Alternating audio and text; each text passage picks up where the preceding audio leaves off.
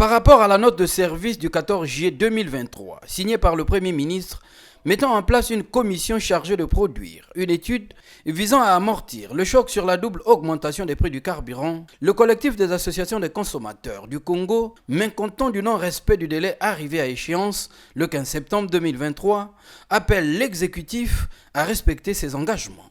Considérant les difficultés liées au transport en commun dont les consommateurs continuent à être victimes, considérant la date d'échéance, dont la conséquence est la non-tenue des travaux liés à l'étude dans les délais fixés par le gouvernement, les associations des consommateurs recommandent au gouvernement de la République le lancement, dans un délai raisonnable, des réunions de la commission chargée de cette étude. Lors de ce point de presse, ces défenseurs des droits des consommateurs, qui reprochent l'inertie des autorités nationales, ont martelé que le gouvernement doit prendre ses responsabilités. Dans cette commission-là, le président, c'est le ministre d'État, ministre de la fonction publique, du travail et de la sécurité sociale.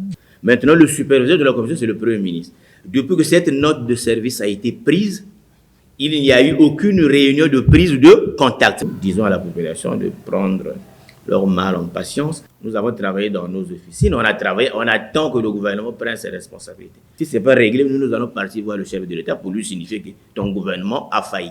Nous trouvons incompréhensible que pour une situation aussi sensible que celle de la vie chère, que le gouvernement puisse traîner les pas à pouvoir proposer les solutions pour alléger les souffrances des populations surtout vulnérables. Ce collectif composé de 7 groupements associatifs engagés dans la défense des droits des consommateurs attend des mesures d'accompagnement efficientes pour soulager les peines des populations, surtout à l'orée de la rentrée scolaire qui signale le retour du phénomène des mitaines.